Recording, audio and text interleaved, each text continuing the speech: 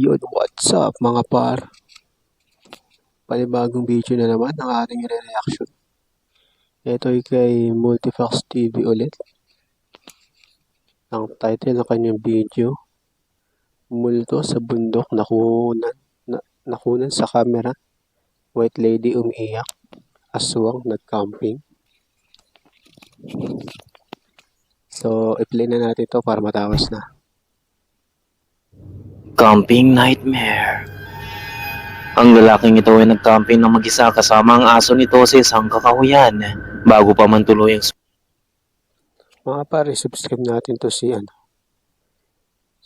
Multifox TV. Gaganda ng video niya. sumapit ang dilim ay sinetap na nito ang tent upang makapagpahinga at sa kalagitnaan ng gabi nang mahimbing nitong pagkakatulog ay bigla siyang nagising sa mga boses na naririnig niya. Marahan siyang lumabas upang tignan ito at ang marirecord niya ay talagang nakakatakot. Panoorin mo maigi.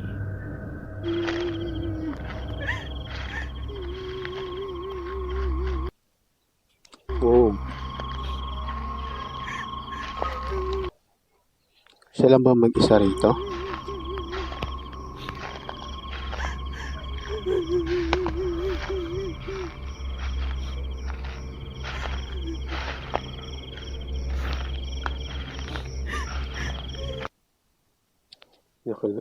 Nakilimutan ako.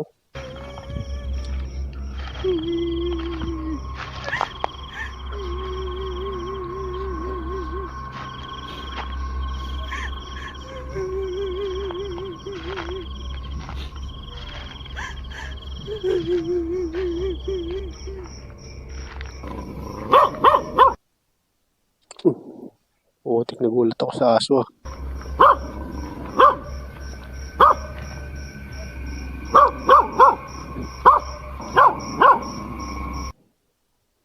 Ibig sabihin malapit na siya. Kasi tumigil yung iyak eh. Tapos tumawal yung aso.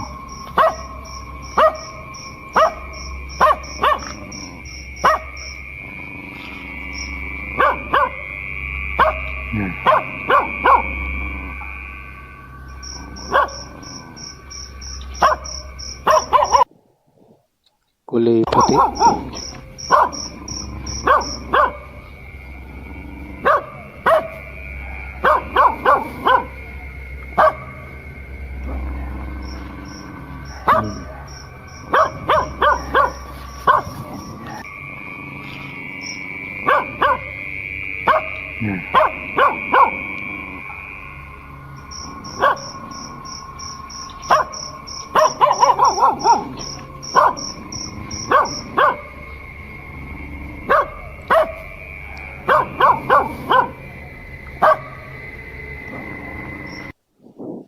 Itaas mo yung camera mo. Maririnig ang babaeng umahagulgol sa hindi matukoy na parte ng kakahuyan. Marahan itong hinanap ng lalaki pero tila ba nasa buong paligid niya ito at palakas ng palakas. Di kalaunan ay nagtatakol na nga ang aso nito at mula nga sa kadiliman ng paligid ay isang white figure ang makikitang nakatayo.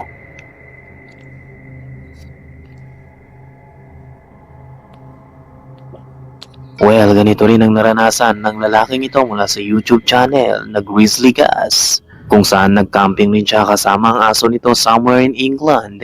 Sa una ay normal lamang ang lahat. Habang nagpapahinga siya sa loob ng tent niya ay muli isang ingay ang maririnig niya sa labas. At nang tingnan na nga niya ito ay biglang ito ang mangyayari.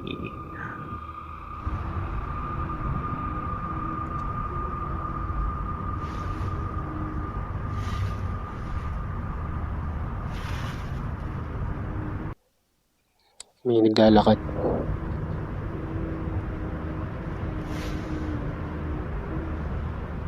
Hello?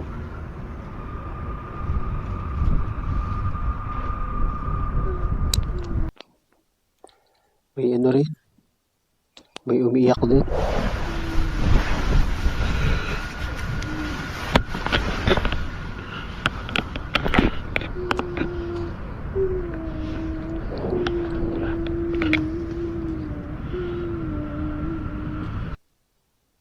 Hanapin mo para hanapin mo.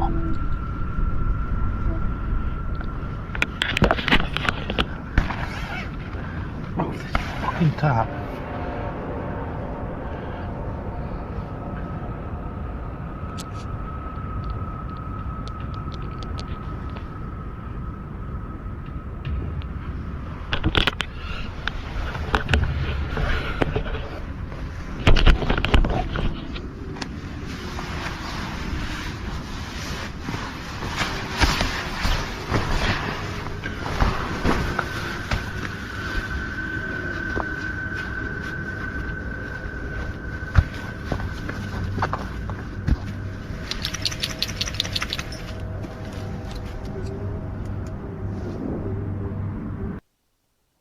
Meron na naman, oh.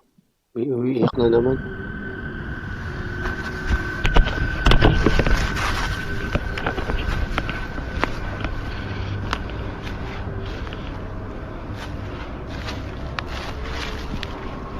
Hello?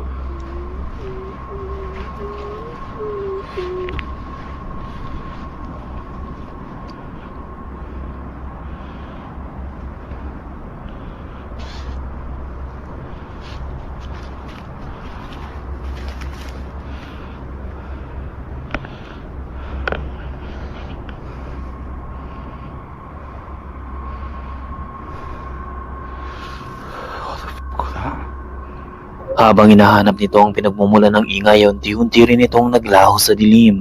Kaya naman muli siyang bumalik sa tent upang magpahinga. Nang makatulog ito ay di kalaunan ay muli na naman siyang nakarinig ng ingay. Muli ay hinanap niya ito at ito ang matutuklasan niya. Huwag kang kukurap. Hello?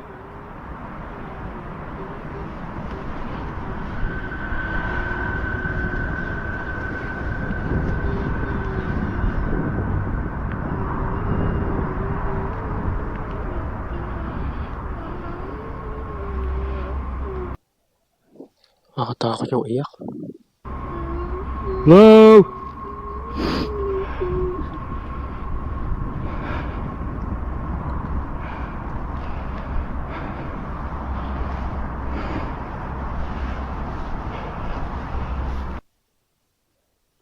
Yung hingal niya, ganito rin yung hingal ko. Hello?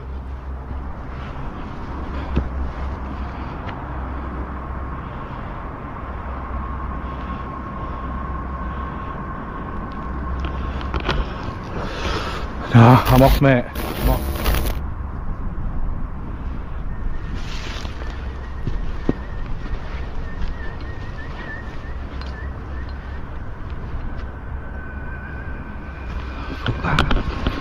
Come on, mate.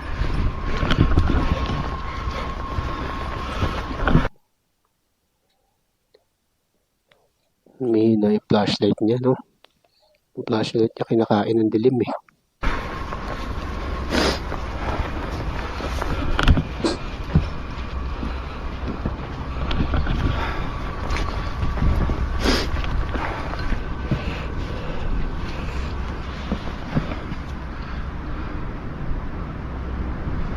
I can still hear it.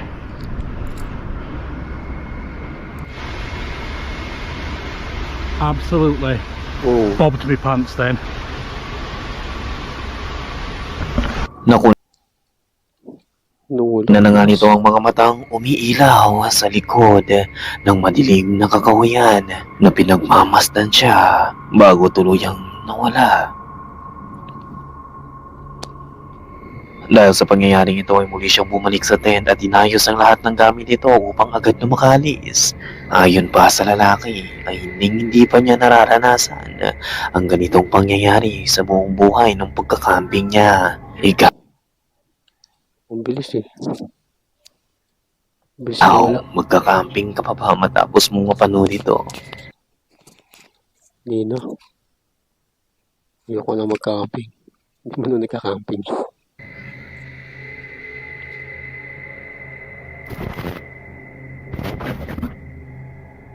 Ang minahan. Ang lalaking si Franco ay napunta sa isang abandonadong minahan. Ang lugar na ito ay matagal nang isinara, kaya naman maingat na maingat si Franco habang naglilipot sa paligid ng abandoned mill. Sa una ay normal lamang ang lahat, pero nang papalis na siya ay may makukunan siyang kakaiba. So here's the building from the front. This was probably the main entrance here on the ground floor. This is what we just were in, where all this junk is. And so I'm not sure if this was a lab or what. It's not too far from the mine. I don't know. But here is the staircase we came down. Whoa. What was that?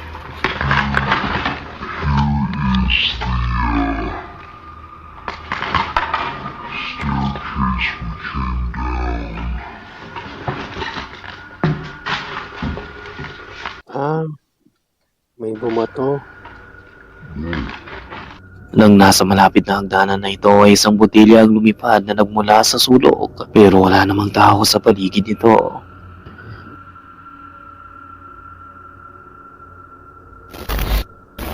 Then sa pangalawang clip ay nakafocus na ito sa isa pang video ng lalaking nagmamaneho papunta sa isang minahan. Nang marating na nga nito ang lugar ay pinasok na niya ang minahan habang nililibot niya at nilalakad ang bawat sulok nito ay biglang ito ang mangyayari. Crazy. And then you can see how big these timbers are. That's about almost a Delikado yan, no? foot in Gumuho. diameter, the big cross timber. So they had to put big ones in here to hold up all of this rock. And you can see right here where some of these boards are bending. Do you hear that?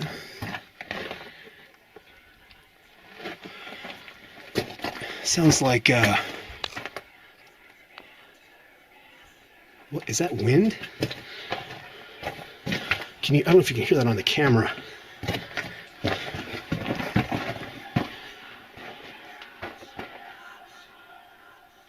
Do you hear that? It stopped.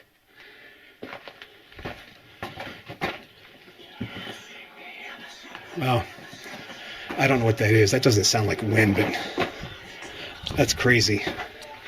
Don't know if that's a bird or I don't know what that is. It almost sounds like snakes, but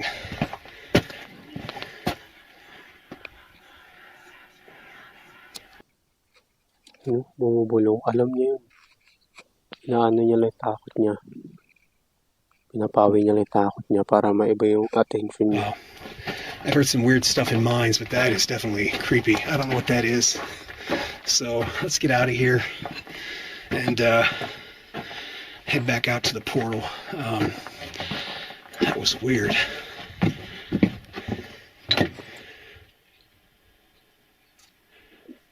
I don't hear it. Wow, that was strange. Habang patuloy siya naglalakad sa sulok ng minahan ay nakakaramdam siya na may kakaiba sa likuran nito. Nilingon niya ito pero wala naman siyang nakita. Bird or I don't know what that is. It almost sounds like snakes, but Sa pagpapatuloy niya ay kakaibang ingay na ang naririnig nito. Tila ba boses ito ng isang tao. I don't hear it.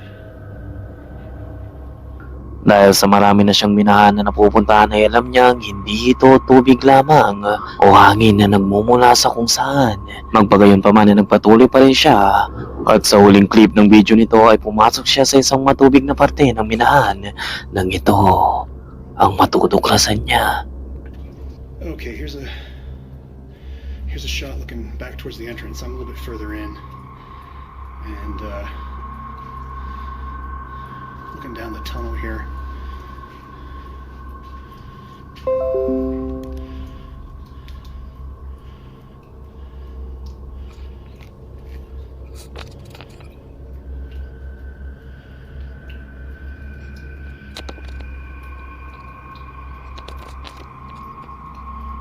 I don't know why that one chain is swinging back there. Don't know if you can see that in the video or not.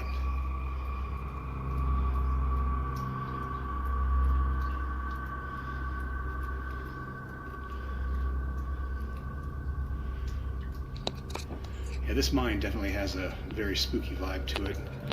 So I'm gonna head back out and check out the other stuff that's here. This is just too wet, too muddy. And obviously something is making the chains swing. So time to get the hell out of here. Nakuna na nga mismo nito ang kaninang tila ba iniwawasiwas ng hindi makitang nilalang. Dahil sa mga nasasaksiyan nito ay nagpasya na lamang siyang huwag nang tumuloy pa. So ano kaya ang mga nakunan ni Frank? Naniniwala ang mga nakapanood nito na totoo at 100% authentic ang mga pangyayaring ito. Pero ikaw, Kamulti, ano sa palagay mo? This mine definitely has a very spooky vibe to it. So I'm gonna head back out and check out the other stuff that's here. This is just too wet, too muddy. Dahil umabot ka sa yugtong ito ay nangangahulugang matapang kang nilalang. Kaya kung bago ka pa lang sa channel na ito at gusto mo ng mga ganitong content, mag-subscribe ka na at i-click ang notification. Huwag mo na rin kaligtaan i-like ang video. Nakasubscribe na kita. Multifax TV. Check na ulit natin. Subscribe nga. Baka bisitahin ka pa nila.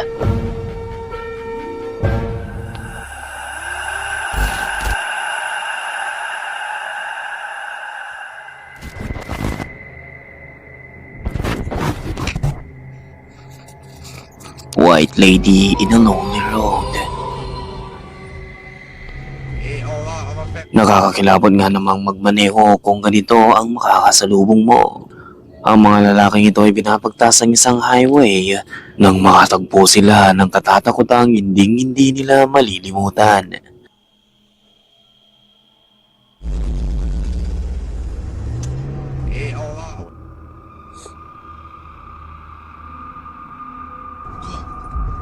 Mec, c'est quoi ça?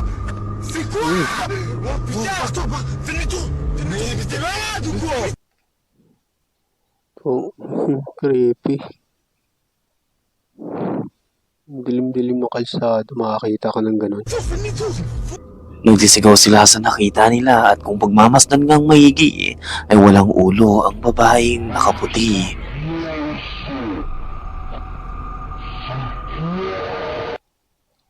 Ay, oo nga. Wala nga. Samot-saring espekulasyon mula sa mga nakapanood nito ang mga nagsasabing maaaring isa itong espiritu o aparisyon ng babaeng kilala sa paniniwala ng mga matatanda na nagpapakita sa mga lonely highways. Ang iba naman ay nagsasabing maaaring isa lamang din itong tao na nasa lugar na nakakaranas ng depresyon. Magpagayon pa man ay nanatili na lamang itong misteryo sa kung ano nga ba talaga ang nakunan nila. Mec, c'est quoi ça? C'est quoi? Oh putain! Fais demi-tour! Mais t'es malade ou quoi? Fais demi-tour!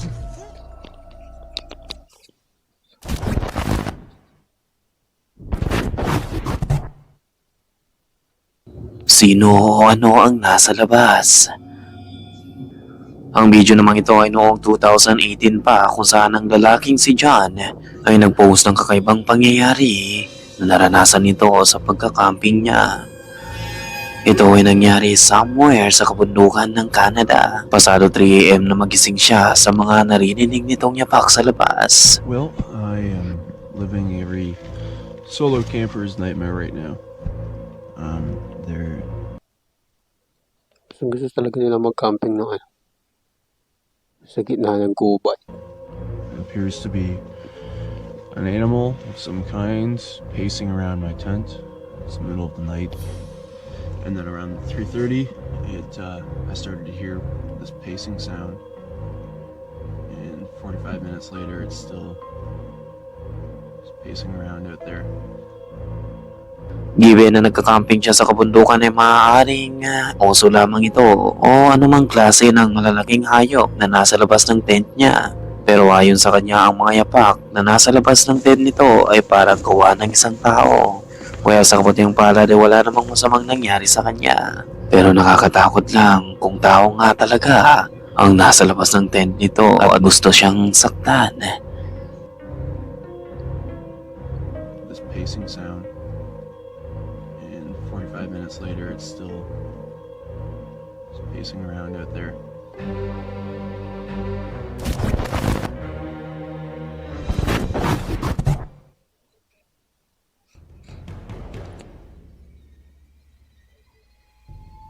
Ang lalaking ito ay nagja-jogging sa kakahuyan nang makakita ito ng isang maliit na pusa. Sinundan niya ito upang kunan ng video pero wala siyang ka-idea na isa pala itong baby cougar. Dito na magiging kapanapanabikang mangyayari nang biglang lumitaw ang ina nito. Ito.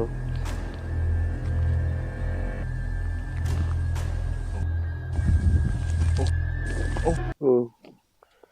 Takbo par. You! You! You! Oh! Oh! Oh! Oh!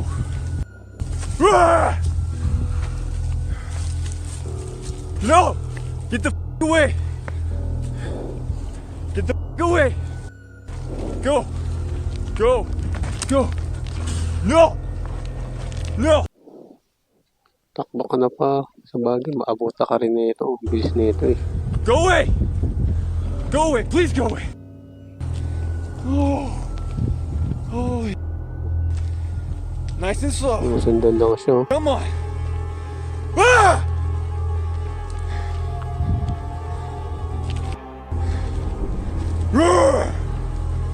No! Marahang umatras ang lalaki habang sumisigaw ng malakas upang mahitabo ang cougar pero patuloy pa rin ito sa pagsunod sa kanya. Ayaw siyang tantanan ng cougar hanggang sa sumubok na nga itong umatake sa kanya. Go away! No! You taste, dude. Trying to attack you, your eyes are looking away from you. Dude! No, go away! Sigurado madadala to. Hindi na to hindi na dyan magja-jogging yet. No! No!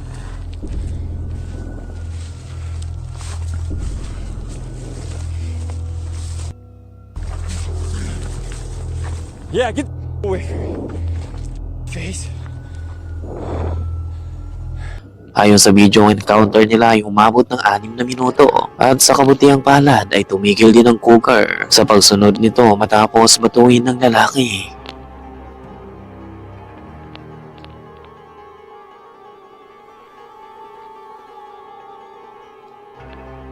Taste, dude.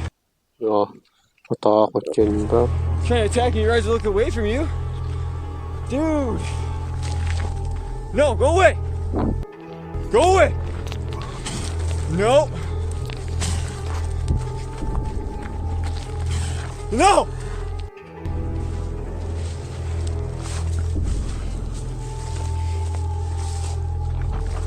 By the way, thank you so much. So, hanggang dito lang tayo mga par. Salamat sa panonood.